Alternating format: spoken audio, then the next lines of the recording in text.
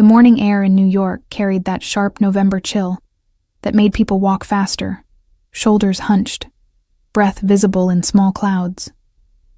Maya Rodriguez pushed through the glass door of Sweet Corner Bakery on Lexington Avenue, the warmth inside immediately fogging her glasses. She'd been working here for exactly 2 weeks, long enough to memorize the regulars' orders, but not long enough to feel like she truly belonged. The bakery was small, intimate in a way that made customers linger. Exposed brick walls, mismatched wooden tables, the constant hum of the espresso machine, and the intoxicating smell of fresh pastries that seemed to seep into everything. Maya tied her apron, tucked a strand of dark hair behind her ear, and took her position behind the counter.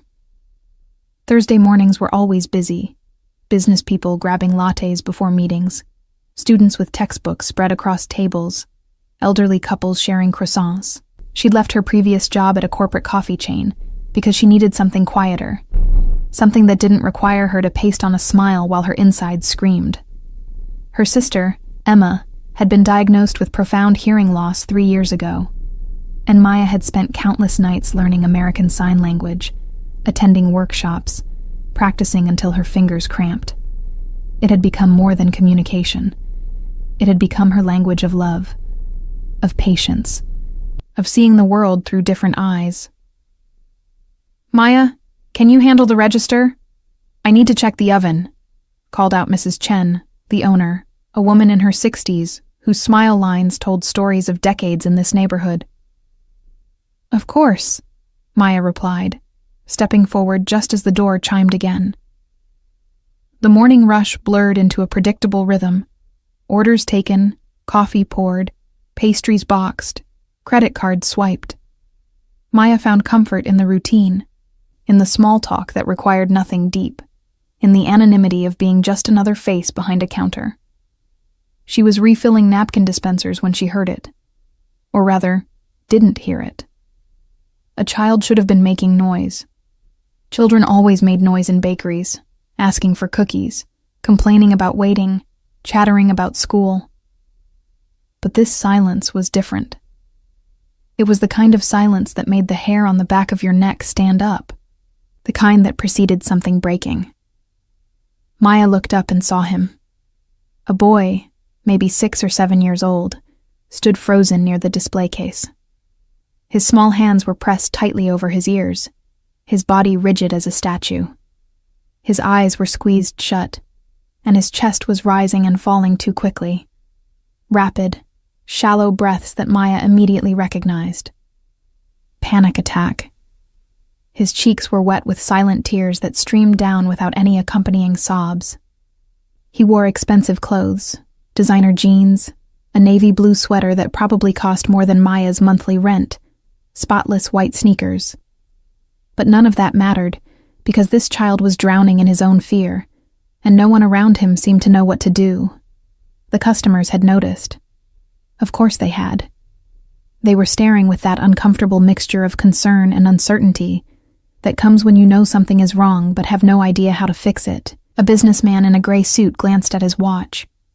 A young mother with a stroller instinctively pulled her own child closer. An elderly man stood halfway out of his chair, looking around as if waiting for someone to take charge. "Is he okay?" someone whispered.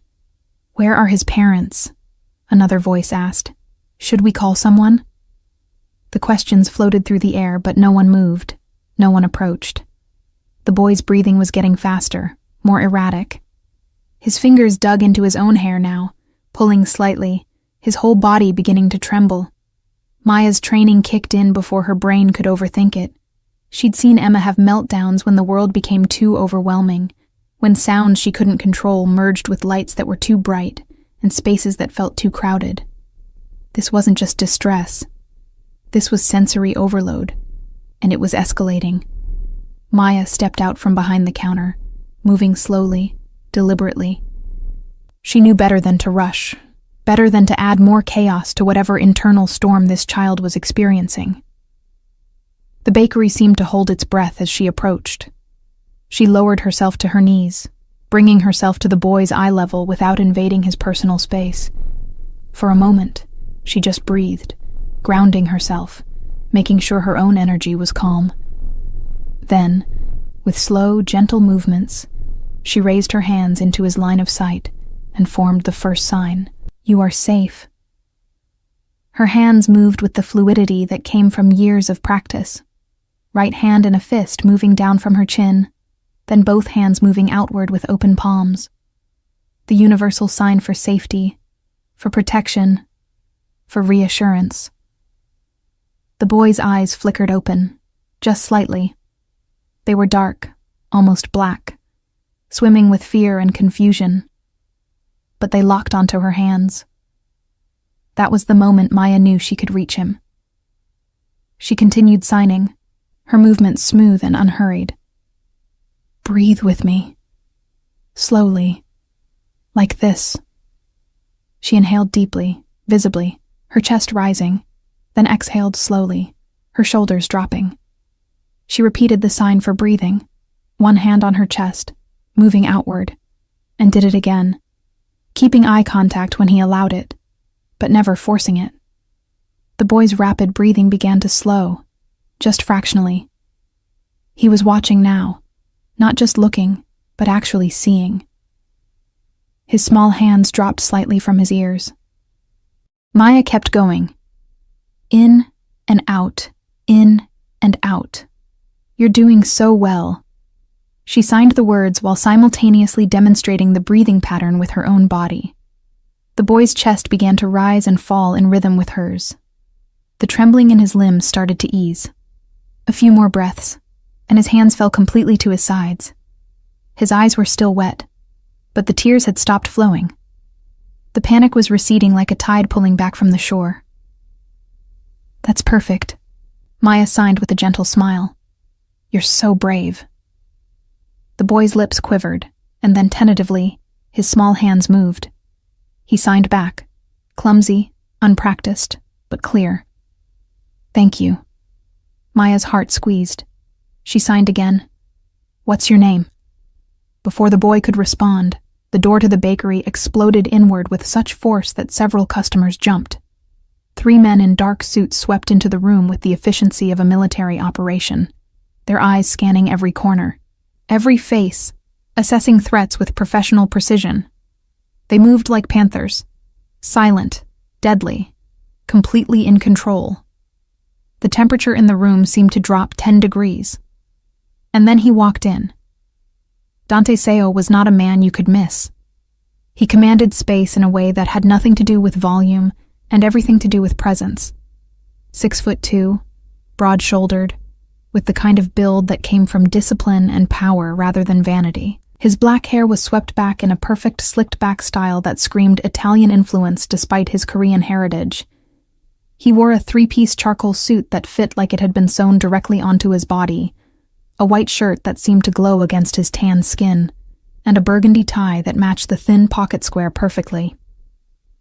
On his wrist, a Patek Philippe watch caught the light, the kind of timepiece that cost more than most people's cars. A gold chain glinted subtly at his neck, and on his right hand, a heavy signet ring bearing a symbol Maya didn't recognize. But it was his face that held you. Sharp jawline, high cheekbones, lips that looked like they'd forgotten how to smile years ago, and his eyes, dark, almost black, like his son's, held a hardness that came from seeing too much, doing too much, surviving too much. There was a scar, thin and white, running through his left eyebrow, giving him a permanent look of dangerous curiosity. Everything about him radiated control, power, and the absolute certainty that he was the most dangerous person in any room he entered. His eyes swept the bakery and landed on his son. For a fraction of a second, something flickered across his face. Relief, fear, love, before the mask slammed back into place. He moved forward with purposeful strides, his men flanking him but keeping distance, and then he saw Maya, kneeling beside his child, a stranger, touching his world. Maya's instinct was to scramble backward, to remove herself from whatever situation she'd unknowingly walked into. But the boy, Jin, she would soon learn, reached out and grabbed her sleeve, holding on with a grip that said, "Don't leave me." So she stayed, rooted to the spot, as this man who looked like he could end lives with a snap of his fingers approached them. Dante Seo stopped 3 feet away. He looked down at his son, then at Maya, then back at Jin. The boy's hands moved, signing something Maya recognized. She helped. The world seemed to pause. Dante's expression didn't soften exactly, but something in his eyes shifted. He lowered himself to one knee, an action that seemed almost impossible for a man who clearly never showed vulnerability, and placed one large hand on his son's shoulder. Jin didn't flinch, didn't pull away. That alone seemed to surprise everyone watching. Dante's voice, when he finally spoke, was deep, controlled, with the faintest trace of an accent that suggested English wasn't his first language. "Jin, are you hurt?" The boy shook his head. His hands moved again, slower this time, more deliberate. "She speaks my language."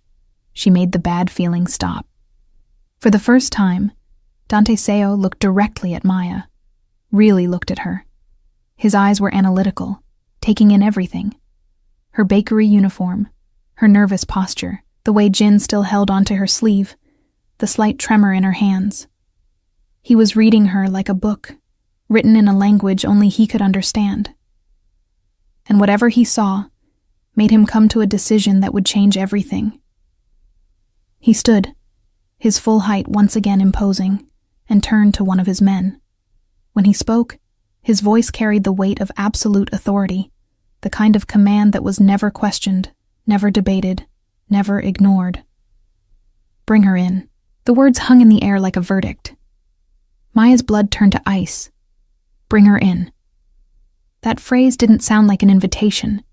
It sounded like an order, like the beginning of something she couldn't walk away from. The man Dante had addressed, tall, Korean, with a scar running down his neck, nodded once and took a step toward her. "Wait," Maya started, her voice cracking. "I don't understand. I was just helping." "Miss Rodriguez." Dante's voice cut through her panic with surgical precision. He knew her name. How did he know her name? "My son has not responded to a stranger in 8 months. He does not allow physical proximity. He does not communicate outside our home. Yet here he is, calm, because of you." He paused, and something that might have been exhaustion flickered behind his eyes. "I am not a man who believes in coincidences, and I do not waste opportunities. You will come with us." "I have a job," Maya said, hating how small her voice sounded. "I have a life. I can't just—" "You will be compensated." Dante's tone suggested this was not a negotiation. "Generously, your current employer will be taken care of. Your apartment rent will be covered. Whatever obligations you have will be handled. What you cannot do is walk away from my son when he needs you." Mrs. Chen appeared from the back, her face pale, her hands twisting in her apron. "Maya, honey, maybe you should—" "It's okay, Mrs. Chen," Maya heard herself say, though nothing about this was okay. She looked down at Jin, who was still holding her sleeve, his dark eyes pleading in a way that transcended language. This child, whoever he was, had just experienced something terrifying, and somehow she'd been the one to bring him back. How could she just leave? "I need to make a phone call," Maya said, forcing steel into her voice. "And I need to know exactly what you're asking me to do." Dante's expression didn't change, but he gave a slight nod. "You have 5 minutes. Yuri will accompany you." He gestured to the scared man, who moved to Maya's side with the practiced ease of someone used to following orders without question. Maya's hand shook as she pulled out her phone and stepped toward the back of the bakery, Yuri's presence a constant shadow 2 feet behind her. She dialed Emma's number, praying her sister would answer. 3 rings. 4. Then, "Maya? What's wrong? You never call during work, Em, listen to me. Maya kept her voice low, rapid. Something's happened. I'm okay, but I need you to hear me out without panicking. There was a pause, and then Emma's voice came through, controlled but tight. I'm listening. Maya explained as quickly as she could. The boy, the panic attack, the signs, the man who'd walked in like he owned the world. She didn't mention the word Mafia, but something in her gut told her that's exactly what she was dealing with. Emma was silent for a long moment. Maya, you're talking about Dante Seo. You know him? Everyone knows of him. Jesus, Maya. He runs the Korean syndicate in New York. Emma's voice dropped to barely a whisper. He's not someone you say no to, but he's also not someone who hurts people without reason. If he's asking you to help his son, then... Another pause. Then that little boy must really need you. I'm scared, Em. I know, but I also know you. You wouldn't be considering this if you didn't already see yourself saying yes. Emma's voice softened. Just promise me you'll be careful, and that you'll keep me updated. Every day. If anything feels wrong, I'll call you immediately, I promise. And Maya, for what it's worth, I think you're brave as hell. Maya ended the call and returned to the main room, where Dante stood exactly where she'd left him, Jin now sitting in a chair beside him, munching on a croissant that one of the suited men must have provided. The bakery had cleared out. Whether by choice or coercion, Maya couldn't tell. Mrs. Chen was wiping down tables with exaggerated focus, deliberately not making eye contact. I'll do it, Maya said, before she could change her mind. But I have conditions. One of Dante's eyebrows rose fractionally, the only indication that he wasn't used to people making demands. Go on. I need to be able to contact my sister whenever I want. No restrictions on phone calls or visits. Second, I want to know exactly what happened to Jin. Medically, psychologically, everything. I can't help him if I don't understand him. Third, I'm not a prisoner. If this isn't working, if I feel unsafe, I leave. No questions asked. Dante studied her for a long moment, and Maya had the distinct impression he was recalculating everything he'd assumed about her. Finally, he nodded.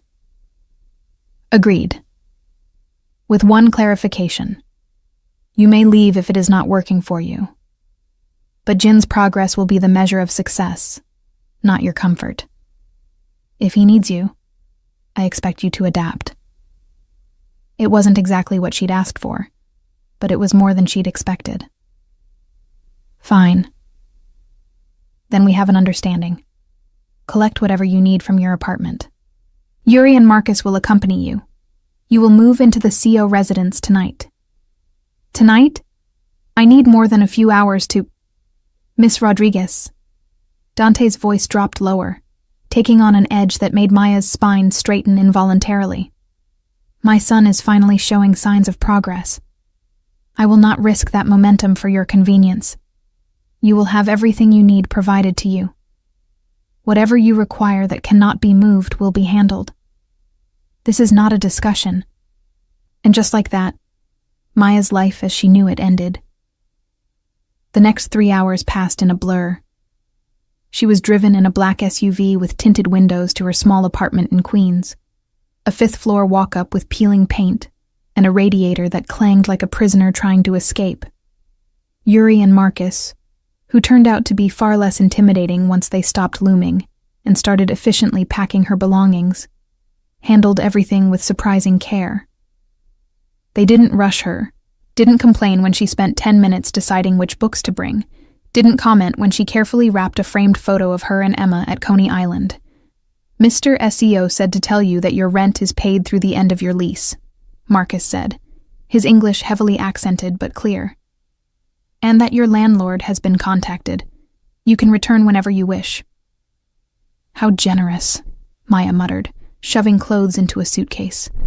She wanted to be angry, wanted to resent this forced upheaval, but every time she closed her eyes, She saw Jin's face.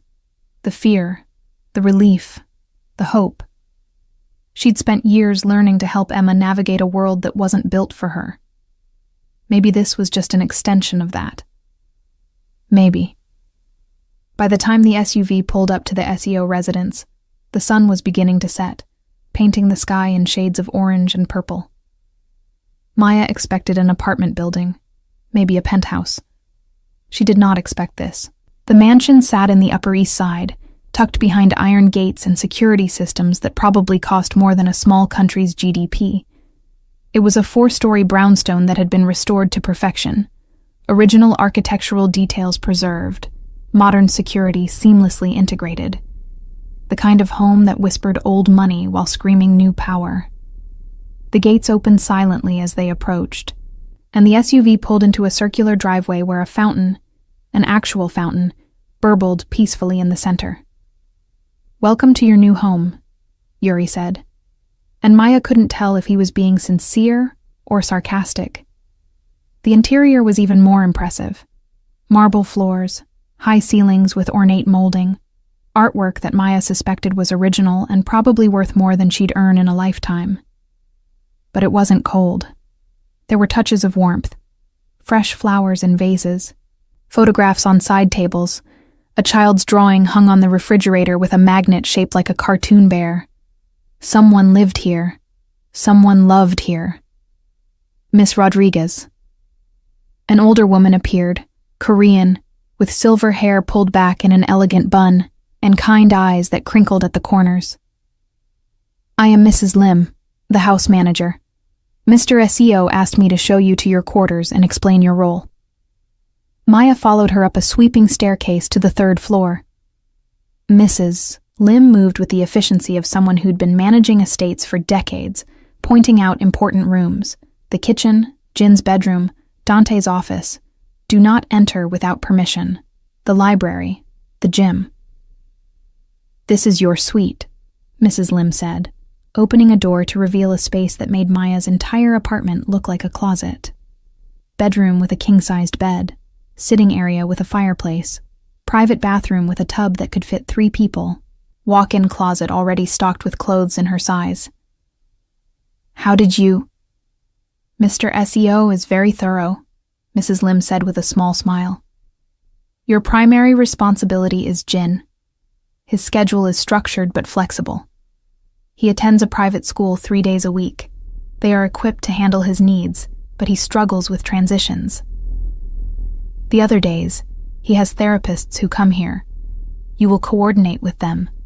Your role is to be his constant, his safe person, his bridge to communication." "What happened to him?" Maya asked softly.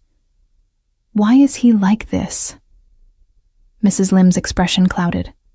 "That is not my story to tell. Mr. SEO will speak with you when he is ready. But I will say this. Jin was not always nonverbal. He was not always afraid, and Mr. SEO would do anything, to bring his son back." There was a weight to those words, a warning wrapped in information. Maya nodded slowly. "When do I start?" "You already have." Mrs. Lim gestured toward the window, and Maya looked down into the garden below, where Jin sat on a swing set, being pushed gently by one of the security guards. "He asked for you. By name. Well, by sign. He made the sign for helper, and then pointed to the gates. He knows you are here, and he is waiting." Maya's throat tightened. "I should go down." "Soon. But first, you should know. Mr. SEO is watching you. Always. He trusts no one completely, especially not with his son. Earn his trust, and you will have access to anything you need. Betray it." Mrs. Lim didn't finish the sentence. She didn't need to. Maya unpacked quickly, changing into jeans and a sweater that felt more appropriate for playing with a child than the professional clothes she'd worn to the bakery. As she headed downstairs, her heart hammering, she thought about Emma's words. Brave as hell. She didn't feel brave.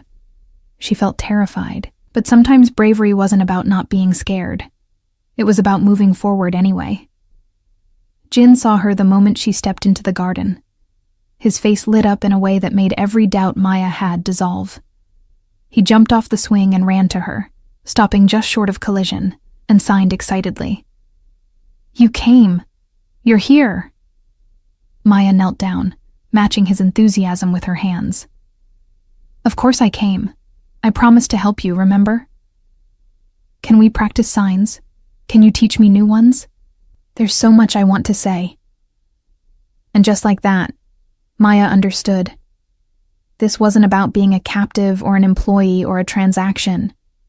This was about a little boy who'd been trapped in silence, finally finding someone who spoke his language. How could she walk away from that?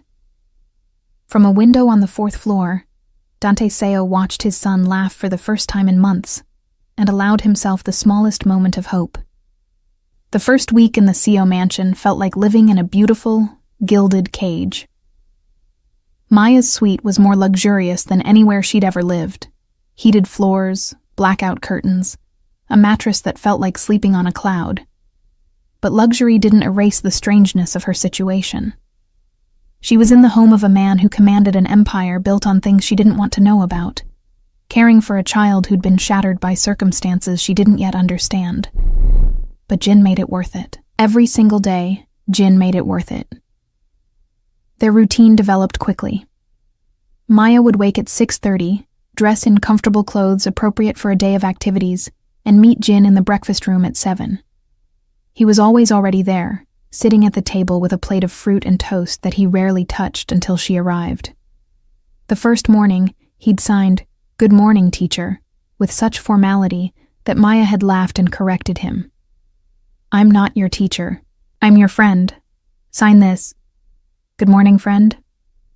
Jin's eyes had widened, and he'd repeated the sign carefully, then smiled so big it crinkled his whole face. From that moment on, every morning began with, "Good morning, friend." And Maya's heart broke a little bit each time because of how much that simple phrase clearly meant to him. They spent mornings working on communication. Maya quickly realized that Jin's intelligence was sharp. He picked up new signs with remarkable speed, his small fingers mimicking her movements with precision. But it wasn't just about vocabulary. It was about giving him tools to express the complex emotions he'd been holding inside. They practiced signs for feelings: happy, sad, scared, angry, frustrated, overwhelmed. They created signs for specific situations. "I need space. This is too loud. I don't understand. Help me." Why didn't anyone teach him this before? Maya asked Mrs. Lim one afternoon while Jin napped. The older woman sighed. They tried. Mr. SEO hired the best therapists, specialists from around the world. But Jin shut down with all of them. He wouldn't engage, wouldn't make eye contact, wouldn't try. After his mother. She paused, choosing words carefully. After the incident, he stopped speaking entirely. The doctors said it was selective mutism triggered by trauma. Mr. SEO blamed himself. Still does. What happened to his mother? That is not my story to share, Mrs. Lim repeated, but her eyes were sad. Just know that Jin saw things no child should see, and Mr. Seo has been trying to undo that damage ever since. Maya thought about that conversation often in the following days. She watched Dante with Jin during the brief times they overlapped, early mornings before Dante left for whatever business dealings occupied his days, late evenings when he returned, always going straight to Jin's room no matter how late the hour. There was a tenderness in how he moved around his son, a careful gentleness that contrasted sharply with the hard edges he showed the rest of the world. But Dante barely spoke to Maya. He observed, constantly. She'd catch him watching from doorways, standing in shadows, his expression unreadable. It should have felt invasive, but Maya understood it. He was protecting his son, assessing whether she was genuine or just another person who would eventually fail Jin. She decided the best way to earn his trust was to ignore his presence and focus entirely on the boy who needed her. On the 5th day, Maya introduced music into their routine. She'd learned with Emma that rhythm could be felt even when sound couldn't be heard, that vibration and visual patterns created their own language. She brought out a small Bluetooth speaker and set it on the floor, cranking up the bass.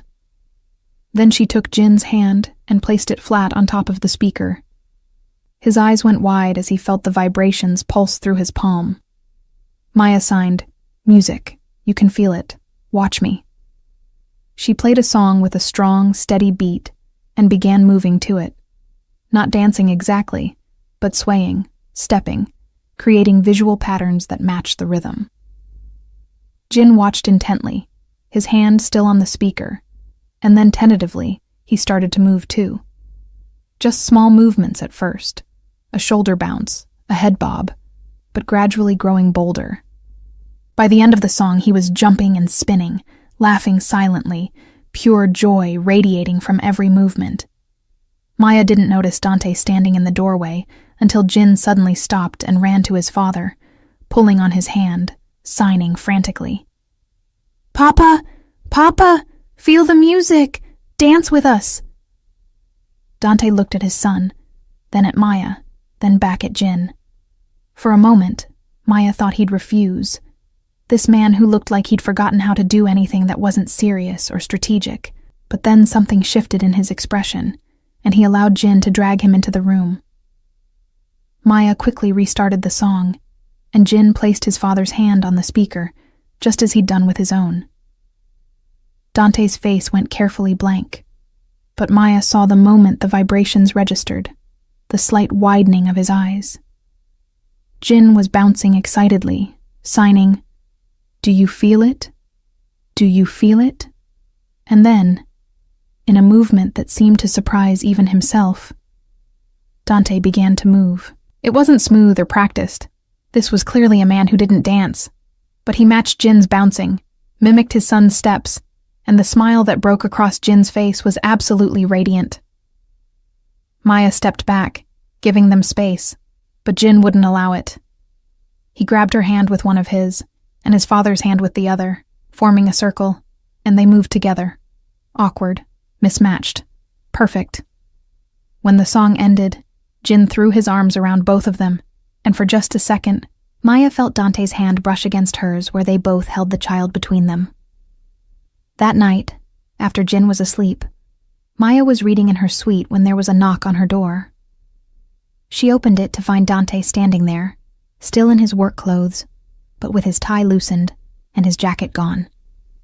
He looked exhausted, the kind of bone-deep tired that came from carrying too much for too long. "May I come in?" His voice was quieter than she'd heard it before. Of course, Maya stepped aside, suddenly very aware that she was wearing flannel pajama pants and an old college sweatshirt, her hair in a messy bun. Dante entered but didn't sit, instead standing near the window, looking out at the garden where lights illuminated the paths in soft gold. "I owe you an explanation," he said without preamble. "About Jin. About why he is the way he is." Maya waited, sensing that interrupting would shatter whatever fragile decision he'd made to open up. Jin's mother, Soo-yoon, was killed 18 months ago. Dante's voice was flat, carefully controlled. "It was an attack meant for me, a rival organization trying to send a message. She and Jin were at a park, just a normal day, feeding ducks, playing on the swings. The gunman didn't care that there was a child present. Soo-yoon shielded Jin with her body. He wasn't physically harmed, but he saw everything, heard everything. And then he watched his mother die in front of him." Maya's hand flew to her mouth, horror flooding through her. "Oh my God!" "The men responsible are dead," Dante continued, his tone taking on an edge that made Maya shiver. "I made sure of that. But it doesn't change what Jin experienced. He stopped speaking that day, stopped making sounds entirely. The doctors said his mind associated vocal expression with danger, with the screaming and gunfire. So he retreated into silence." Dante turned to face her, and the pain in his eyes was raw, unfiltered. "I have tried everything. Therapy, medication, specialists, new environments. Nothing worked. He became more withdrawn, more locked inside himself. Until you. I just used sign language, Maya said softly. It wasn't anything special. It was everything. Dante took a step closer. You gave him a way to communicate that felt safe. You didn't push him to speak, didn't treat him like he was broken. You met him where he was. And in one morning, you accomplished what dozens of professionals couldn't in a year. Maya didn't know what to say to that. She looked down at her hands, the same hands that had signed words of comfort to a terrified child, and felt the weight of responsibility settle even heavier on her shoulders. I need you to understand something, Dante said, his voice dropping lower. My world is not safe. It is not kind. The people I deal with do not follow rules or care about collateral damage. By bringing you into my home, I have made you part of that world. And I need to know if you can handle that. Are you asking if I'm going to run? Maya met his eyes. Because I won't. Not while Jin needs me. Why? The question was sharp, probing. You didn't ask for this. You could demand to leave, and I would allow it. Why stay?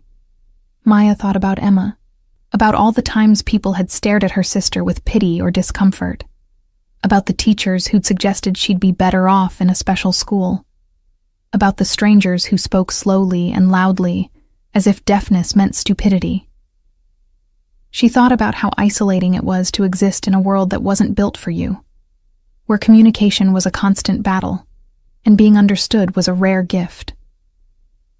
Because I know what it's like to love someone the world doesn't know how to reach, she said finally.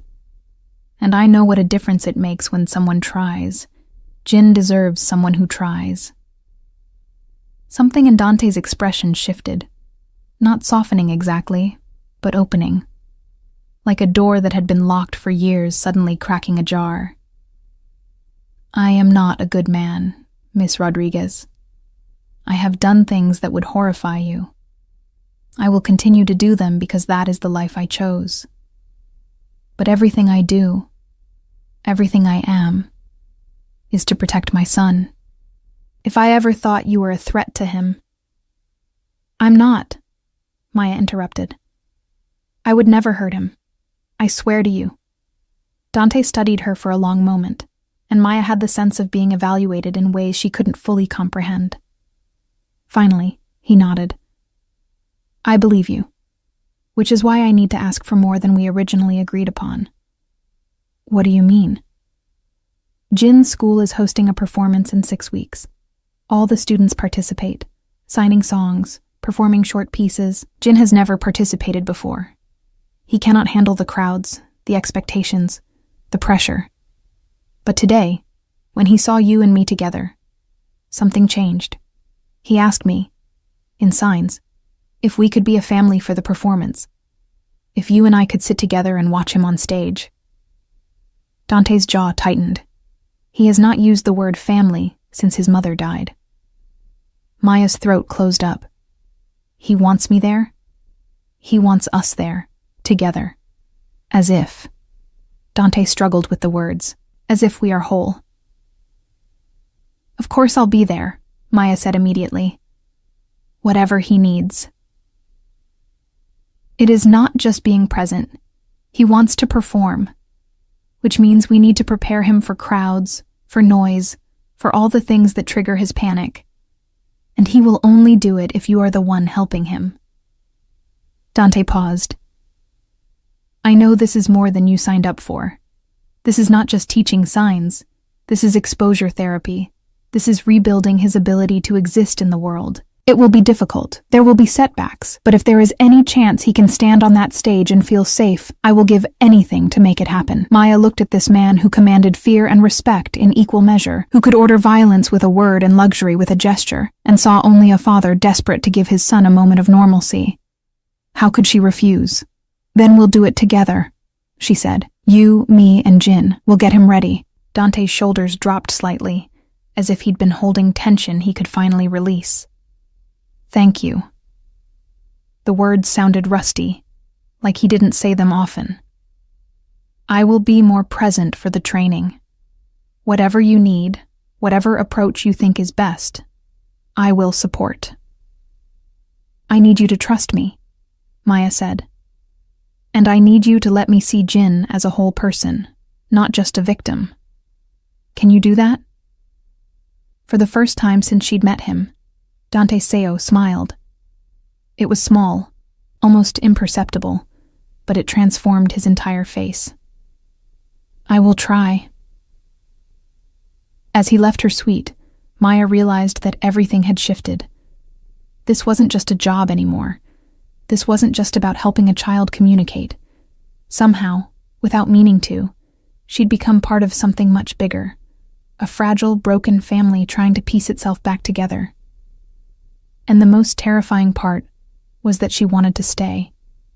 The next 3 weeks were a carefully orchestrated dance of progress and setbacks, small victories and crushing defeats. Maya approached Jin's preparation for the performance with the same methodical patience she'd learned working with Emma. Break everything into manageable pieces. Celebrate tiny wins. Never push harder than he could handle. They started with the physical space. Maya convinced Dante to recreate a small stage setup in the mansion's massive living room. Nothing elaborate, just a raised platform, some basic lighting, a few chairs arranged as if an audience were watching. The first time Jin saw it, he froze in the doorway, his breathing quickening. Maya was beside him immediately, signing, "We don't have to go near it. We can just look from here." But Jin surprised her. He took 3 slow steps forward, stopped, took 2 more. His hand signed, "It's scary, but I want to try." That became their motto. I want to try. They practiced standing on the stage for 30 seconds at a time, gradually building up. Maya would stand with him, signing silly things to make him laugh. "I see a purple elephant in the audience," or "Everyone is wearing banana costumes today." Jin's silent laughter became the soundtrack to their rehearsals, and slowly, the stage transformed from a source of fear into a space of play. But Jin's progress wasn't linear. Some days he'd bound into the living room eager to practice. Other days he'd shut down completely, retreating to his room and refusing to engage. Maya learned to read the signs, the way he'd tap his fingers against his leg when anxiety was building, how his eyes would dart to exits when he felt trapped, the slight tension in his shoulders that preceded a meltdown. On those hard days, she didn't push. Instead, they'd curl up in the library, surrounded by books, and she'd tell him stories in sign language, elaborate tales about brave knights and clever dragons, about children who saved kingdoms and animals who spoke secret languages. Jin would watch her hands with rapt attention, occasionally signing questions or adding his own details to the stories.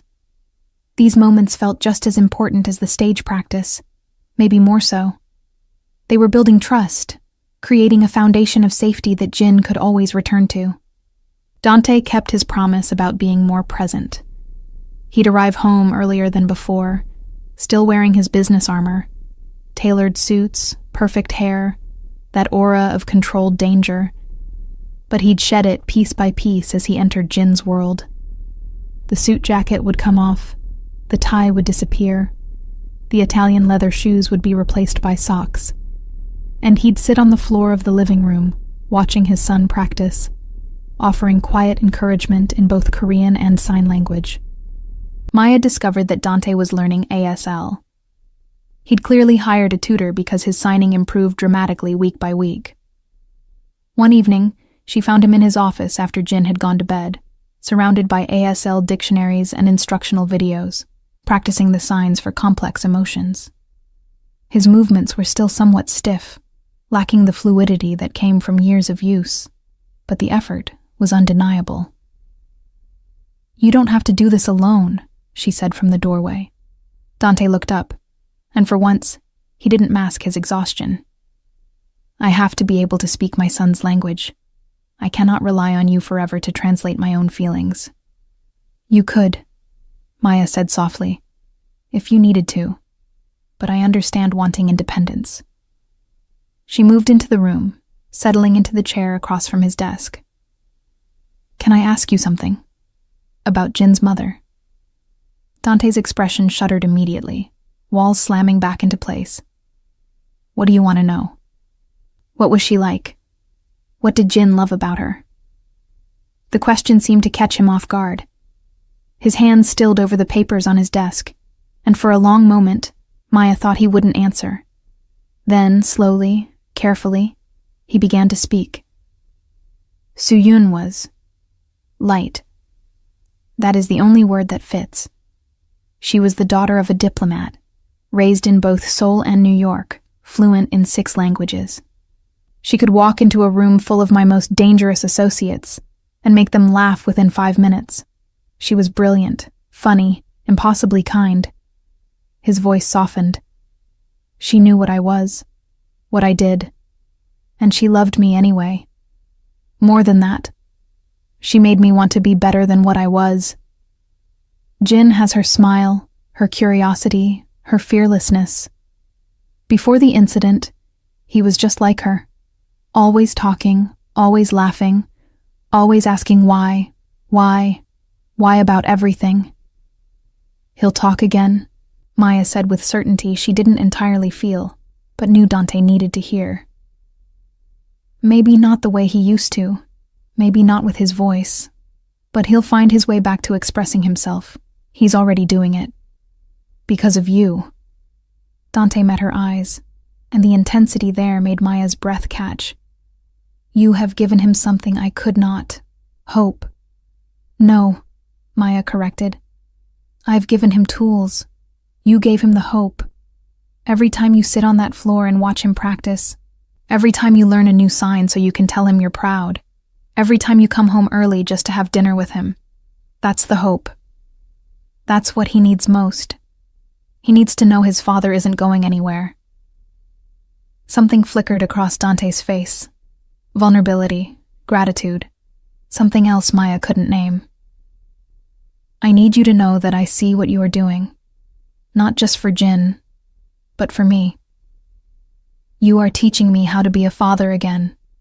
I do not have words adequate to... You don't need to thank me, Maya interrupted. Just keep showing up. That's all either of us needs. Their relationship shifted after that conversation. Dante began seeking her out more, not just about Jin, but about everything. He'd ask her opinion on small household decisions. Should they repaint Jin's room? Would it be too overwhelming to add a fish tank to the library? What did she think about hiring a piano teacher who could incorporate sign language? These questions felt like trust being extended, like Dante testing whether Maya would stay true to her word about being part of Jin's life. But there were also moments that felt less professional and more something else. The way Dante's hand would linger on the small of Maya's back when he guided her through a doorway. The way he'd watch her with Jin, his expression unguarded in a way it never was around anyone else. The way he'd pour her wine at dinner without asking her preference, somehow already knowing she liked red better than white, dry better than sweet. Maya told herself it meant nothing. She was an employee. He was her boss. More than that, he was a man whose life involved things she couldn't even imagine, whose hands had probably done violent things, whose existence operated by rules so different from her own, they might as well be from different planets. Getting attached, developing feelings, would be catastrophic. But then there were nights like the one 2 weeks before the performance when Jin had a nightmare. Maya heard the commotion from her room, running feet, urgent voices, and rushed to Jin's bedroom. She found Dante already there, holding his thrashing son, signing desperately, "You are safe. Papa is here. You are safe." But Jin was too deep in whatever terror gripped him to respond. Maya dropped to her knees beside them and placed her hands over Dante's, helping him sign more slowly, more deliberately. Together they created a rhythm of reassurance, Dante's deep voice murmuring in Korean, while their hands moved in synchronized patterns Jin could understand even through his panic. Gradually, Jin's breathing slowed. His wild eyes focused on their joined hands, and he grabbed both of them, holding on like they were the only solid things in a crumbling world. They stayed like that for over an hour. Dante sitting against the headboard with Jin in his lap, Maya beside them, both adults keeping their hands within Jin's reach so he could touch them whenever he needed confirmation they were real. At some point, Maya's head dropped onto Dante's shoulder, exhaustion overtaking adrenaline. She felt him stiffen briefly, then deliberately relax, his arm shifting to better support her weight. When Jin finally fell back asleep, neither adult moved. Dawn was breaking outside the windows, painting the room in soft gold light. Maya knew she should get up, should return to her own room, should maintain the professional distance that was quickly evaporating. But Dante's warmth was solid against her side, and Jin's small hand still gripped both of theirs, and the moment felt too precious to break. "He trusts you completely," Dante whispered, barely audible. "He has not allowed anyone to comfort him during nightmares since Su-Yun died. Not even me, most times. But he reached for you tonight." "He reached for both of us," Maya corrected, tilting her head to look up at Dante. "He needed us both." The words hung in the air, loaded with meaning neither of them was ready to examine. Dante's free hand came up, and for a moment, Maya thought he might touch her face, might cross the invisible line they'd both been so careful not to acknowledge. But he stopped himself, his fingers curling into a fist, and instead he looked away. "You should rest properly. Mrs. Lim can sit with Jin." Maya nodded and carefully extricated herself, placing Jin's hand gently on his father's chest. As she reached the door, Dante's voice stopped her. "Maya." It was the first time he'd used her first name. "Thank you. For everything." She didn't trust herself to respond, so she just nodded and fled to her room, her heart hammering in a way that had nothing to do with being tired. The following week brought new challenges. Jin's school required all performing students to do a dress rehearsal on the actual stage with the full audience seating visible. Maya and Dante took Jin to the school early in the morning when it would be empty, thinking it would help him adjust. But the moment Jin saw the vast auditorium, hundreds of seats, bright stage lights, the echo of their footsteps in the empty space, he shut down completely. He wouldn't move from the doorway. His hands shook too much to sign. His breathing turned rapid and shallow. Maya tried every technique she'd learned: grounding exercises, visualization, breaking the task into smaller pieces. But nothing worked. Jin just stared at that stage like it was a monster about to devour him. Dante was getting frustrated. She could see it in the tightness around his eyes, the way his jaw clenched. He wanted to fix this, to command it into being better. But that wasn't how this worked. Finally, Maya placed a hand on his arm and shook her head. "We need to leave. Right now, before he associates this place with failure." "The performance is in 1 week," Dante said tightly. "I know, but pushing him now will only make it worse. Trust me." It was clearly killing Dante to walk away, but he did it. He scooped Jin into his arms, the boy still frozen, unresponsive, and carried him back to the car. The ride home was silent except for Jin's occasional shuddering breaths. Maya sat in the back seat beside them, keeping one hand on Jin's leg, letting him know through touch that she was there, that he hadn't failed, that everything was okay. Back at the mansion, Jin went straight to his room and refused to come out for the rest of the day. Maya tried twice to coax him out, but he just shook his head and turned away. It was progress. In a way, he was communicating his need for space rather than melting down completely, but it still felt like a devastating step backward. That evening, Maya found Dante in the gym, absolutely destroying a punching bag. His shirt was off, revealing a torso covered in scars, some surgical, some clearly from violence, a few that looked like old bullet wounds. Tattoos wound around his ribs, Korean characters Maya couldn't read, a dragon that stretched from his hip to his shoulder blade, other symbols whose meanings were mysteries. He was all controlled fury, channeling frustration into physical exertion, and Maya almost turned around and left. But then he saw her in the mirror and stopped, breathing hard, sweat dripping down his neck. "Come to tell me I was right? That I should have pushed him?" "No," Maya said calmly. "I came to tell you that you're doing everything right, and it's still not enough sometimes. And that's not your fault." Dante grabbed a towel, wiping his face. "I cannot watch him suffer. I cannot stand seeing him afraid." "I know. But he needs to see you're okay with him taking his time. If you're frustrated, he'll feel like he's letting you down. Kids internalize that." "I am not frustrated with him," Dante said sharply. "I am frustrated with myself, with my inability to protect him from the consequences of my choices. Suyun died because of me. Jin is broken because of me. And now I cannot even help him stand on a goddamn stage without falling apart. What kind of father does that make me?" The raw pain in his voice cracked something open in Maya's chest. She crossed the gym and did something reckless. She placed both hands on Dante's face, forcing him to look at her. "You are an incredible father.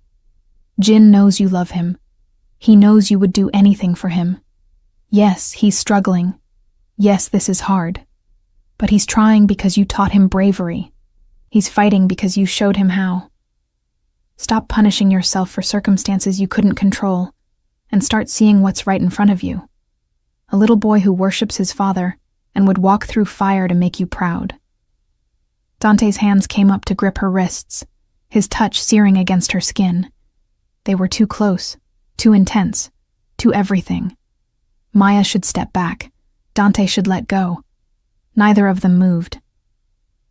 "You see the best in everyone," Dante said quietly, "even when they do not deserve it." "I see what's true," Maya whispered. "And the truth is that you're not the monster you think you are."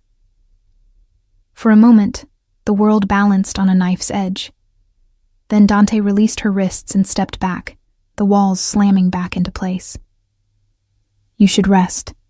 Tomorrow we try a different approach." Maya nodded and left, her wrists still tingling from his touch, her heart still racing.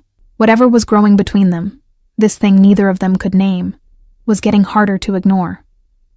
And Maya had no idea what to do about it. The week before the performance became a pressure cooker of emotion, preparation, and breakthroughs that felt simultaneously miraculous and terrifying. Maya woke each morning with her stomach in knots, wondering if this would be the day Jin gave up entirely, or the day everything clicked into place. Neither happened. Instead, progress came in fragments. 2 steps forward, 1 step back, sideways dancing that somehow still moved them toward the goal. After the disastrous dress rehearsal attempt, Maya changed tactics entirely. If they couldn't go to the stage, they'd bring the stage to Jin. She recruited Yuri and Marcus to help transform the living room into something closer to the actual auditorium. They added more chairs, borrowed proper stage lights from a theater supply company Dante's connections provided access to within hours, and even piped in recorded ambient noise, the shuffle of feet, the murmur of conversation, the rustle of programs. Jin's initial reaction was panic. But Maya had learned to read the difference between, "I can't do this and I'm scared, but I can try." She sat on the floor beside him, not on the stage, and signed a story about a boy who found magic in his hands, who could speak without words and make people understand feelings they didn't know they had. Jin watched, transfixed, and when the story ended, he signed back. "Is that me? Am I the boy?" "Yes," Maya signed. "You are the boy with magic hands. And this stage is where you'll show everyone your magic." They practiced just being in the space first. Maya would play music, the vibrations Jin could feel through the floor, and they'd just exist there together. No expectations, no performance, just presence. Gradually, Jin began to relax. He'd lie on the stage, feeling the bass thrum through his back. He'd run from one end to the other, testing boundaries. He'd stand in the spotlight and make shadow puppets, giggling silently at the shapes on the back wall.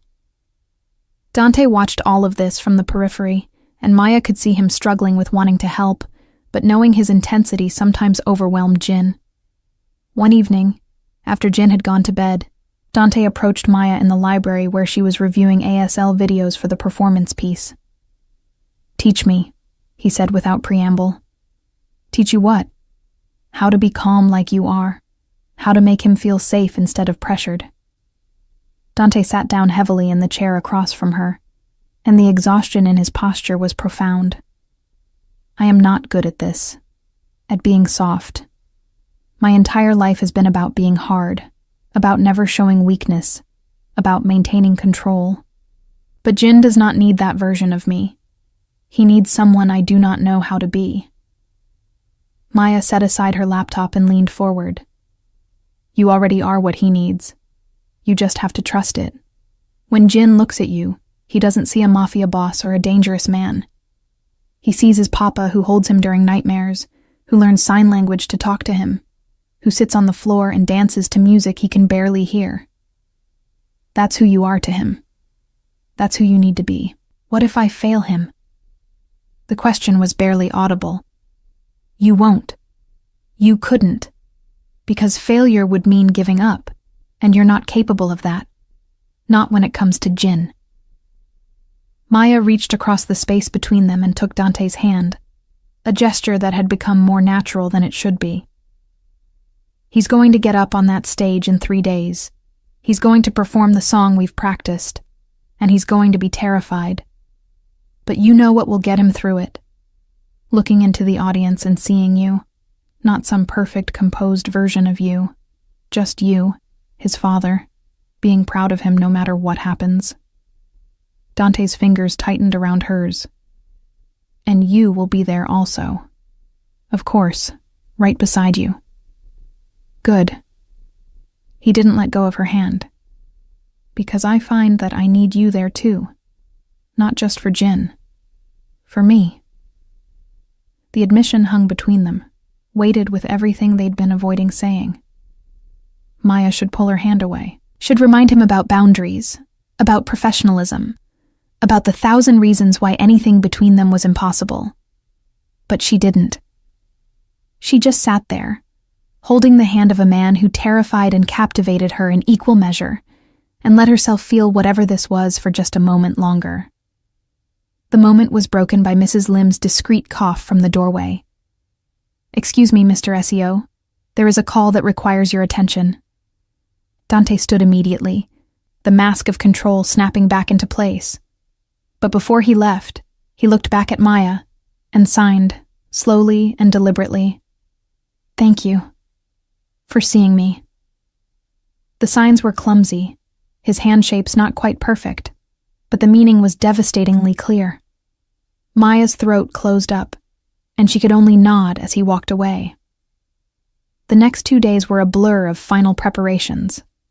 Jin had chosen to perform "Somewhere Over the Rainbow," a song Soo-yoon had sung to him as a baby, Dante had told Maya quietly.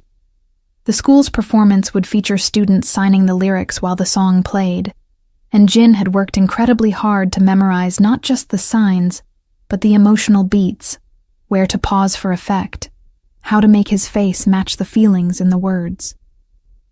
They ran through it dozens of times. Jin would stand on the makeshift stage in the living room, and Maya would be his audience of one, watching from the chairs, signing encouragement when he looked nervous. Sometimes Dante would join her, and Jin's performance would become stronger, more confident, as if his father's presence fueled him rather than adding pressure. The day before the performance, disaster struck. Jin woke up with a fever. Nothing serious, just a minor bug, but enough that he was lethargic and miserable. The school called to say they could postpone his performance to the next cycle, that there was no pressure for him to go if he wasn't feeling well. Maya expected Dante to jump at the out, to postpone and give Jin more time to prepare. Instead, he sat on the edge of Jin's bed and signed, "Do you want to wait? We can do this another time." Jin was quiet for a long moment, then signed back. What did Mama say about being scared? Dante's expression cracked. She said being brave does not mean not being scared. It means doing the thing anyway. I want to do the thing anyway. Tomorrow. With you and Maya watching. And that was that. Decision made by a 7-year-old who was braver than most adults Maya had ever known. The next morning dawned clear and cold. Jin's fever had broken overnight, leaving him tired but functional. Maya helped him dress in the outfit they'd chosen. Dark blue pants, a white button-up shirt, a sweater vest that Soo-Yoon had bought him before she died. Dante wore a full suit, looking every inch the powerful man he was, but he'd chosen a tie that matched Jin's sweater vest, a small detail that Jin noticed immediately, his face lighting up. The drive to the school was quiet. Jin sat between Maya and Dante in the back seat, holding both of their hands, his grip tight enough to hurt. Maya signed stories to distract him, and Dante maintained a running commentary in Korean that Maya couldn't understand, but that seemed to soothe Jin. When they arrived, the school was already buzzing with activity. Parents milled around with cameras. Students ran between classrooms in various states of costume preparation. Teachers directed traffic with the harried efficiency of people used to controlled chaos. Jin took one look at the crowd and froze. "I can't," he signed frantically. "Too many people. Too loud. I can't." Maya crouched down immediately. "You're right. It is a lot. But remember what we practiced? You don't have to look at all of them. You just have to look at me and Papa. We'll be right in the front. Block everyone else out. Just us. Can you do that?" Jin's breathing was coming faster. Dante knelt beside Maya, adding his presence to the circle of safety they were creating around his son. He signed, "Jin, look at me." The boy's eyes met his father's. "I am so proud of you. Right now. Before you do anything else. Just for being here. Just for trying. You are the bravest person I know." Dante's hands moved with increasing confidence, the signs becoming smoother. "And your mama is watching. She is so proud, too. I know she is." Jin's eyes filled with tears, but he nodded. "Okay, I'll try. For Mama. And for you." They were escorted to their seats in the front row, center section, best view of the stage. The auditorium filled rapidly, the noise level rising with each new arrival. Maya kept her attention split between the stage and Jin, who was backstage with his class, and Dante, who sat rigid beside her, his jaw so tight she worried he'd crack a tooth. "He's going to be amazing," Maya whispered. "He's going to be terrified," Dante countered. "Both things can be true." The lights dimmed. The principal came out and gave a welcome speech that Maya barely heard. Then the performances began. Young children came out in groups, some singing, some signing, some doing both. Every parent in the audience watched with that mixture of pride and anxiety, universal to anyone who'd ever watched their child perform. And then it was Jin's turn. His class, 8 children total, filed onto the stage. Jin was third from the left, and Maya's heart clenched at how small he looked under those massive lights. The music began, the familiar opening notes of "Somewhere Over the Rainbow," and the children began to sign. Jin's hands moved mechanically at first, stiff with fear. His eyes were locked on the back wall, avoiding the audience entirely. Maya could see the panic building, could see the moment he started to shut down. Without thinking, she stood up. Dante's hand shot out to grab her wrist. "What are you?" But Maya was already moving to the front of the stage, careful to stay out of the spotlight but visible to Jin. She caught his eye and began signing along with him, mouthing the words, her whole body engaged in the performance. Jin's gaze locked onto her, and something shifted. His movements became smoother. His face began to show expression. He was still scared, that was obvious, but he was doing it anyway. Dante stood as well, moving to stand beside Maya. He didn't know all the signs, but he did what he could, and more importantly, he smiled at his son with such pure love and pride that Maya felt tears spring to her eyes. Jin saw them, both of them, standing together, signing with him, being his anchor in the storm. And his whole demeanor transformed. He wasn't just performing anymore. He was communicating, expressing, sharing something beautiful with a room full of strangers. When he signed "I'll Fly Away" and actually looked at the audience, spreading his arms like wings, Maya heard Dante make a choked sound beside her. The song ended. The children took their bows, and the applause was thunderous. Parents were standing, cheering, and right in the front row, Dante Seo, the man who'd never shown weakness, who'd built an empire on fear and respect, had tears streaming down his face. Jin ran off the stage the moment they were dismissed, flying into Maya's arms first, then Dante's, then both of them together. They stood there in front of hundreds of people, this makeshift family, holding each other while Jin's body shook with silent, joyful sobs. "I did it," he signed when he finally pulled back. "I did it for Mama. Did she see? Did you see?" "We saw," Dante signed back, his own hands shaking. "She saw. You were perfect. So perfect." People were starting to leave, parents collecting children, teachers beginning the cleanup process. But Maya, Dante, and Jin stayed frozen in their bubble, unable to quite believe what had just happened. Finally, a teacher approached hesitantly. "Mr. Seo, we wanted to tell you, Jin was incredible. We've never seen him so engaged. Whatever you're doing, whatever changed, it's working. He's coming back to us." Dante looked at Maya over Jin's head, and the expression on his face was one she'd never seen before.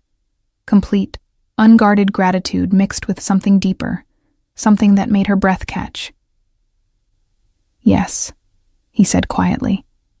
"Something did change. Everything changed." They drove home in a glow of triumph, Jin chattering away in signs about every detail of the performance, how it felt to be on stage, what he'd noticed about the other kids, what he wanted to do next time. Next time. Those words were a promise, a declaration that he wasn't going to let fear win. Back at the mansion, Mrs. Lim had prepared a celebration dinner. All of Jin's favorite foods, plus a cake decorated with musical notes and rainbows. Jin insisted Maya and Dante sit on either side of him, and throughout the meal, he'd reach out to touch them both, as if confirming they were really there. After dinner, Jin was exhausted, crashing hard from the adrenaline and the emotion. Dante carried him up to bed, and Maya followed to help with the nighttime routine. They got him into pajamas, brushed his teeth, tucked him under covers patterned with stars. Jin's eyes were already drooping, but he signed one more thing. "We're a family now, right? All three of us?" The question hung in the air, loaded with hope and fear and a desperate need for assurance. Maya looked at Dante, and what she saw in his eyes made her heart stop. This was a crossroads. What they said next would define everything. Dante signed slowly, deliberately. "Yes, we are a family. Always." Jin smiled and closed his eyes, asleep within seconds. Maya started to leave, to give Dante privacy with his son, but his hand caught hers in the darkness. He pulled her back to Jin's bedside, and together they stood there, watching the child sleep, their fingers intertwined. "I need to tell you something," Dante whispered, "and I need you to hear all of it before you respond."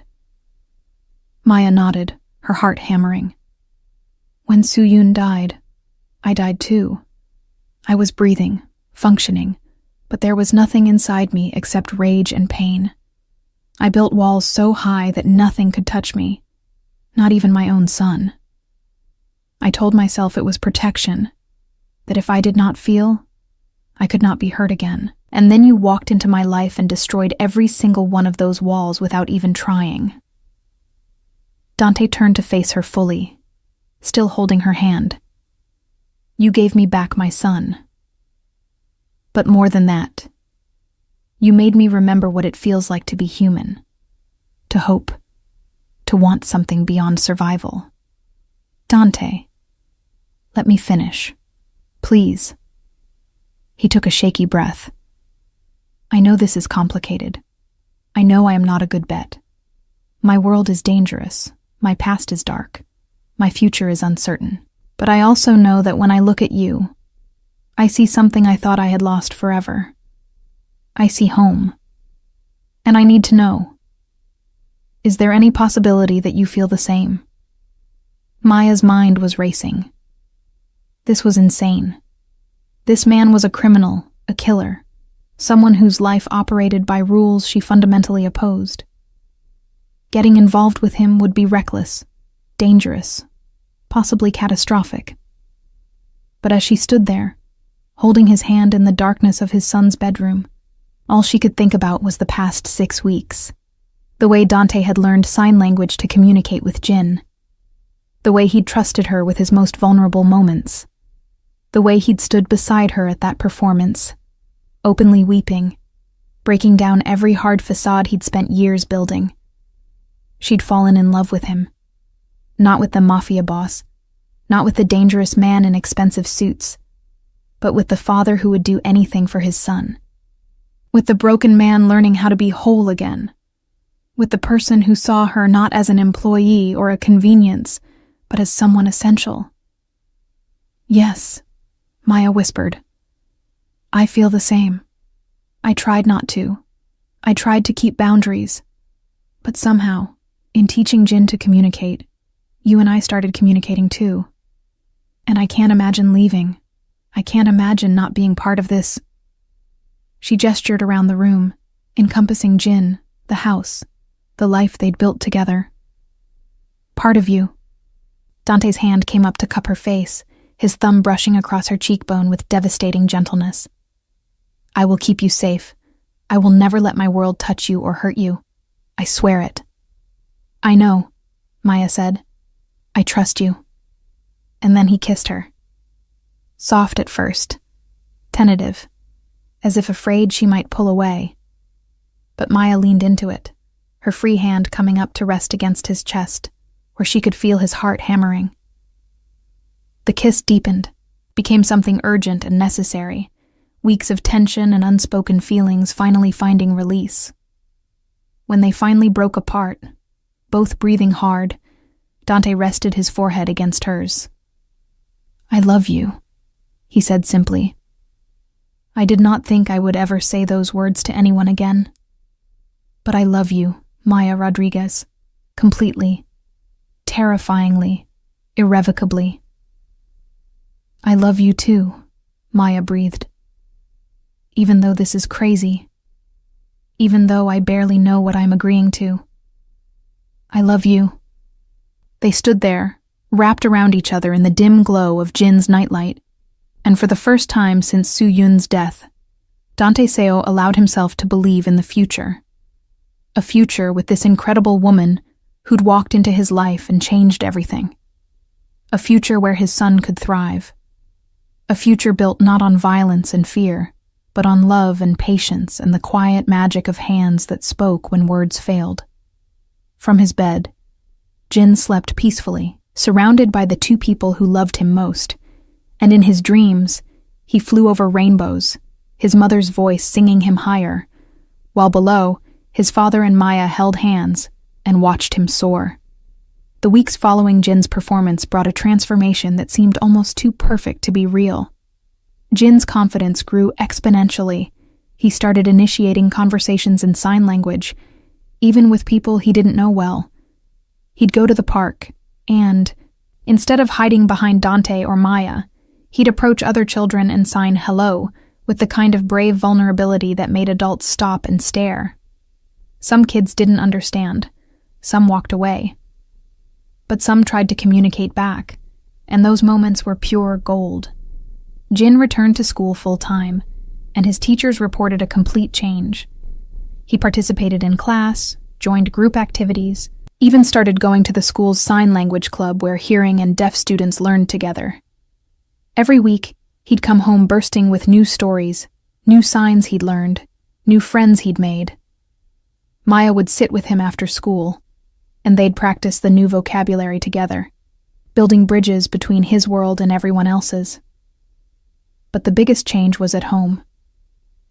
The mansion, which had felt like a mausoleum when Maya first arrived, beautiful but cold, elegant but empty, became warm.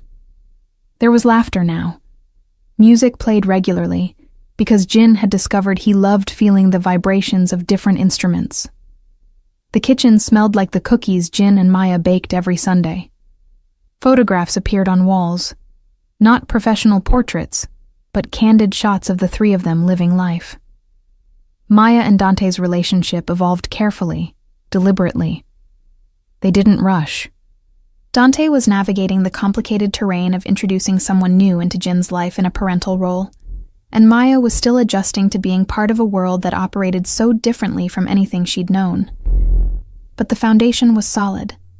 They had dinner together every night, the three of them around the table, conversations flowing in a mix of spoken words and signs.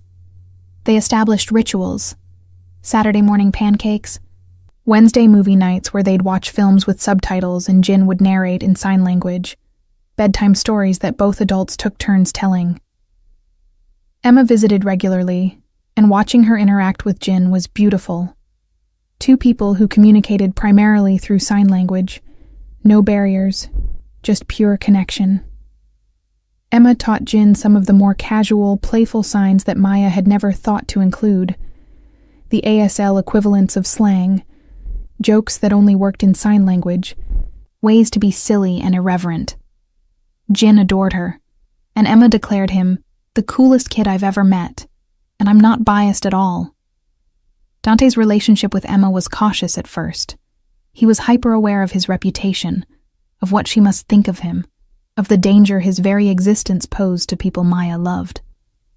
But Emma, practical and direct as always, had sat him down one evening and said, "Look, I don't know what you do for a living, and honestly, I don't want to know. But I know you love my sister, and I know you'd die before you let anything happen to her or Jin. So we're good. Just keep loving her. That's all I ask." Dante had looked genuinely shocked, then grateful, and from that moment on, Emma was welcomed as family. She'd show up for dinner unannounced, would text Dante directly when she needed something, would sit with Jin and teach him things while Maya and Dante stole quiet moments alone. It was messy and imperfect and absolutely perfect, but Maya knew that the life Dante led outside their home hadn't changed. He still left early some mornings and returned late. He still had meetings in his office with men whose faces were hard and whose eyes assessed everything. He still occasionally came home with bruised knuckles or a tight set to his jaw that said something had gone wrong. Maya didn't ask questions. That was the unspoken agreement. She'd trust him to keep the darkness away from their door, and he'd trust her not to dig into things that might put her in danger. Except one night, about 2 months after the performance, the darkness came anyway. Maya was reading in the library, Jin asleep upstairs, when she heard raised voices from Dante's office. That wasn't unusual. Dante ran an organization, and organizations had conflicts. But then there was a crash, the sound of something breaking, and Yuri's voice saying something sharp in Korean. Maya's instincts screamed at her to stay away, to let Dante handle whatever this was. But her feet carried her toward the office anyway. She reached the door just as it opened, and a man she didn't recognize stormed out, young, Asian, with a scar bisecting his lip and eyes full of fury. He saw Maya and stopped, his expression shifting from rage to something calculating. Before Maya could react, he'd grabbed her arm, yanking her against him with a knife suddenly pressed to her throat. "Tell Seo his payment just increased," the man said, in heavily accented English. Everything happened very fast after that. Dante appeared in the office doorway, and the expression on his face was unlike anything Maya had ever seen. Pure, lethal rage that promised death. Yuri and Marcus materialized from other parts of the house, weapons drawn, moving with the precision of soldiers. But no one moved closer because that knife was against Maya's skin, a bead of blood already forming where the tip pressed too hard. "Let her go," Dante said, his voice devoid of all emotion. That somehow made it more terrifying. Let her go, and you leave here alive. Not until we renegotiate. There will be no negotiation. There will be you releasing her, or there will be you dying in the next 5 seconds. Choose. The man's grip tightened, and Maya felt the knife bite deeper. Pain bloomed sharp and hot. And then, something inside her clicked. The same thing that had activated when she'd seen Jin panicking in the bakery. She couldn't control the situation with strength, but she could with surprise. She signed rapidly with her free hand. Nonsense words that meant nothing, but that caught the man's attention for a split second. In that moment, she went limp, dropping her full weight. The man's grip faltered. Dante moved. Maya didn't see exactly what happened. 1 second she was falling. The next she was being pulled away by Marcus while Dante disarmed the man with brutal efficiency. There was a sickening crack, a scream, and then Yuri was hauling the man out of the house while Dante turned to Maya with wild eyes. You're bleeding. Jesus Christ, Maya, you're bleeding. It's just a scratch, Maya said, though her hands were shaking violently. I'm okay. I'm okay. Dante pulled her into his arms, holding her so tightly she could barely breathe. She felt him trembling, felt the racing of his heart, felt the fear he'd been holding back crash over him now that the immediate danger had passed. You could have died, right here, because of me. But I didn't. I'm fine. Dante, I'm fine. He pulled back to look at her neck, his fingers feather light as they examined the cut. It was shallow, barely more than a scratch like she'd said, but it was bleeding steadily. Dante called for Mrs. Lim, who appeared with a first aid kit, her face pale but composed. As she cleaned and bandaged the wound, Dante stood there looking shattered, and Maya realized this was his nightmare coming true, his world touching someone he loved, putting them in danger. After Mrs. Lim left, Dante dropped to his knees in front of where Maya sat on the couch. He took her hands, his grip gentle despite the violence those hands had just enacted. I cannot keep you safe. I thought I could keep that part of my life separate, but I cannot. And I will not ask you to stay in a world that puts you at risk. So I am giving you a choice, and I will respect whatever you decide. What choice? Maya asked, though she already knew. You can leave. I will set you up anywhere you want to go. You will never want for anything. Jin will understand. I will make sure he understands. You will be safe. Or, Dante's voice broke, or you can stay. But if you stay, you need to understand what that means. It means accepting that there will always be risk. It means learning to live with security, with precautions, with the knowledge that my enemies might try to use you to hurt me. It means becoming part of this world fully, not just the beautiful parts you've seen, but all of it. And I cannot ask that of you. I will not. Maya looked at this man kneeling before her, this powerful, dangerous man who was offering her freedom, even though it would destroy him. She thought about the past months, about Jin's laughter and Dante's careful tenderness, and the family they'd built from broken pieces. She thought about Emma's words, keep loving her. She thought about what Soo-Yun had said about bravery, doing the thing anyway. I'm staying, she said firmly. Maya, I'm staying, Dante. Yes, tonight was scary. Yes, I understand the risk. But do you know what would be scarier? Leaving. Walking away from Jin. From you. From this life we've built. I'm not naive. I know what you do, even if I don't know the details. And I'm choosing this anyway. I'm choosing you. Why? The question was anguished. Why would you choose this? Because love isn't just for the easy times. It's not just for when everything is safe and comfortable. It's for the hard times, too. It's for exactly this, standing beside each other when things get dark, and choosing to stay anyway. Maya cupped his face, making him look at her. You gave me and Jin a family. Let me give you the same. Let me be brave for you the way you're brave for him every single day. Dante pulled her down to the floor with him, holding her like she was the only thing anchoring him to earth. They stayed there for a long time, wrapped around each other, neither speaking because there were no words adequate for what they were both feeling. Eventually, they heard small footsteps on the stairs. Jin appeared, rubbing his eyes, signing sleepily, "Bad dream. Where are you?" Both adults stood immediately, and Jin's eyes went wide when he saw the bandage on Maya's neck. "What happened? Are you hurt?" Maya signed calmly. "Small accident.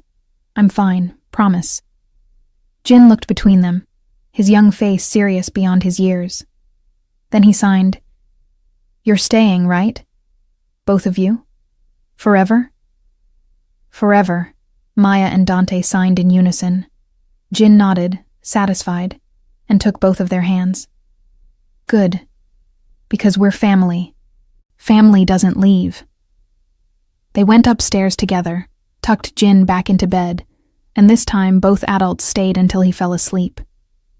In the hallway outside his room, Dante pulled Maya close again. "I will spend every day of my life making sure tonight never happens again," he promised. "I will restructure everything, increase security, eliminate anyone who might pose a threat.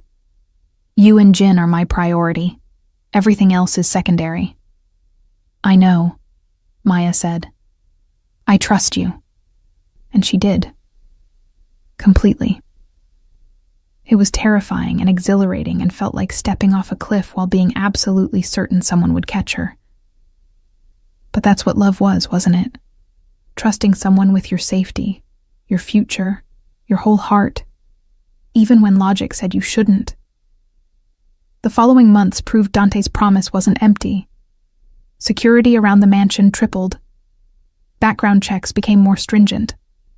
Dante shifted some of his more dangerous operations to trusted lieutenants, focusing his own efforts on legitimate business ventures, real estate, technology investments, entertainment holdings. He was still powerful, still commanded respect and fear, but he was also building something cleaner for his son, to potentially inherit someday if Jin chose. More importantly, Dante actively worked on changing the culture within his organization. He brought in consultants to teach his people about trauma-informed care, about working with disabilities, about creating inclusive environments.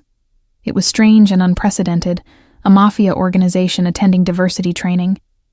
But Dante did it because Jin was growing up watching, and he wanted his son to see a world where power didn't have to mean cruelty. Maya continued working with Jin, but her role evolved. She started a small nonprofit focused on teaching ASL to families with children who had communication challenges.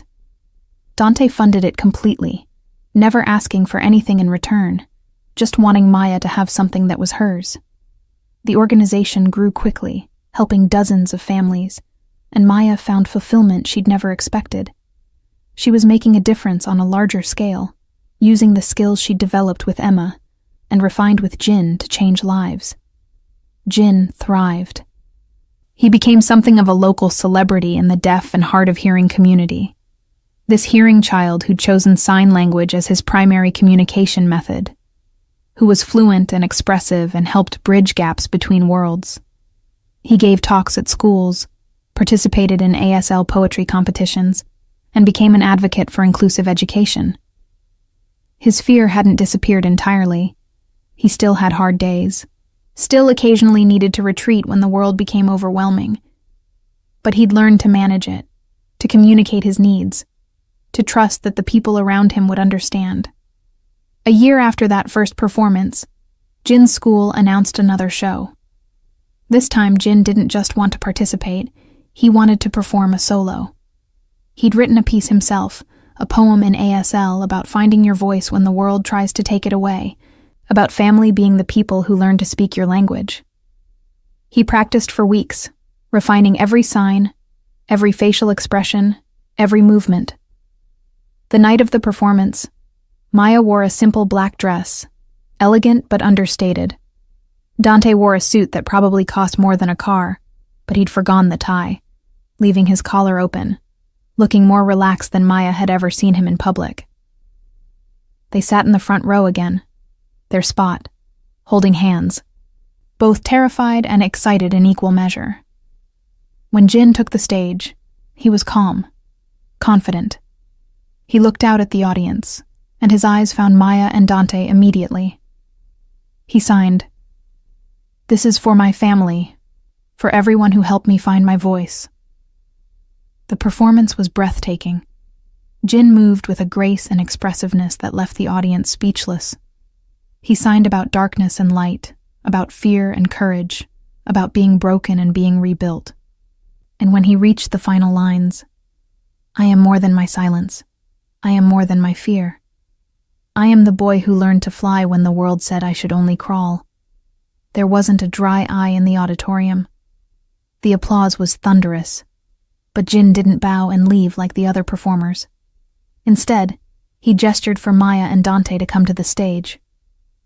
Confused, they stood and walked forward. Jin took their hands, positioning them on either side of him, and signed something the entire audience could see. "Thank you for being my family. Thank you for teaching me that love is the loudest language." Dante's composure shattered. He picked up his son, holding him tightly, and Maya wrapped her arms around both of them. The audience's applause grew louder, more intense, a standing ovation for a little boy who'd overcome impossible odds and the family who'd helped him do it. Backstage, after the performance, a reporter from a local news station approached. They'd been doing a series on inclusive education and had heard about Jin's story. "Mr. Seo, can we ask you a few questions?" Dante, usually so private, so careful about public appearances, nodded. "Of course. Your son has become something of an inspiration. What would you say to other parents who are struggling with children who've experienced trauma or have communication challenges?" Dante looked at Jin, then at Maya, then back at the reporter. "I would say, do not give up. I would say there is always a way to reach your child. You just have to be willing to learn their language instead of forcing them to speak yours. I would say find someone who sees your child not as broken but as whole, just different. And I would say that love, real love, means showing up every single day. Even when it's hard. Even when you fail. Even when you don't know what you're doing. Because children do not need perfect parents. They need present ones." The interview made it onto the evening news, and suddenly, Maya's nonprofit was flooded with requests for information. Dante's organization became known not just for its power, but for its unexpected advocacy for disability rights and inclusive practices. It was strange and unprecedented, but it was also real. Change, slow but steady, rippling outward from one little boy who'd learned to communicate without words. 6 months later, on a crisp autumn evening, Dante proposed, not with grand gestures or public displays, but in their library, the place where they'd had so many quiet conversations, where they'd first admitted their feelings. Jin was there too, holding the ring box, bouncing with barely contained excitement. "Maya Rodriguez," Dante said, his voice steady, despite the emotion in his eyes. "You walked into my life at my lowest moment and showed me that it is possible to heal, to hope, to love again. You gave me back my son and gave me a future I thought was impossible. Will you marry me? Will you officially become part of this strange, beautiful family we have built?" Jin signed frantically. "Say yes! Say yes! I already told Mrs. Lim to make a cake." Maya laughed through her tears, nodding before she could even get the words out. "Yes, yes, of course, yes." The ring was perfect, sapphire surrounded by diamonds, elegant and unusual, just like their relationship. As Dante slid it onto her finger, Jin threw his arms around both of them, and they stood there, the three of them, holding each other in the space where their family had truly begun. The wedding, when it came 3 months later, was small. Immediate family only: Emma, Mrs. Lim, Yuri, and Marcus, a handful of Dante's most trusted people, and some of Jin's friends from school. They held it in the mansion's garden, which had been transformed with lights and flowers and an ASL interpreter, so that everyone, regardless of how they communicated, could understand the vows. Jin served as ring-bearer, taking his job incredibly seriously, walking down the aisle with perfect precision. Emma was Maya's maid of honor, signing throughout the ceremony for Jin and the other deaf guests in attendance. And when the officiant asked if anyone objected to the union, Jin signed loudly. If anyone objects, they have to leave because this is the best family ever. Dante's vows were simple but devastating. Maya, I promise to learn your language every day. I promise to protect you and honor you and choose you over and over for the rest of my life. You saved my son. You saved me. And I will spend forever trying to deserve you. Maya's vows mirrored his. Dante, I promise to be brave with you. I promise to stay even when things are hard. I promise to love Jin as my own and to build with you a life that honors the past while embracing the future. You taught me that family is not just blood. It's choice. And I choose you. Always. When they kissed, sealing their commitment, Jin cheered silently, his hands clapping above his head, his whole face radiating joy.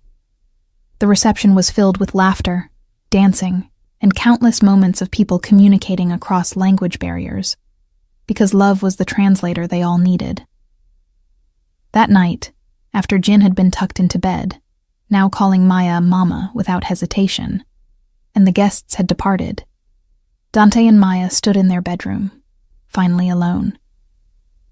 The weight of the day, the emotion of the vows, the reality of what they'd just done settled over them. Do you regret it? Dante asked quietly. Choosing this life? Choosing me? Maya took his face in her hands, making him look at her. I don't regret a single moment. From the very first day, when a scared little boy needed help and I decided to reach out, to right now, becoming your wife, I would choose it all again. You and Jin are my home. This is where I belong. Dante kissed her then, deep and thorough, pouring years of pain and hope and love into that single connection. And when they finally broke apart, he whispered, I love you. In every language, in every universe, I love you. I love you too, Maya whispered back. Forever. Somewhere in the house, Jin slept peacefully, dreaming of rainbows and music, and the family that had been rebuilt from broken pieces.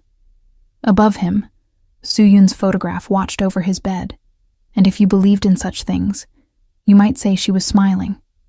Her son was happy. Her husband had learned to live again, and the woman who'd made it all possible had become the mother Jin deserved.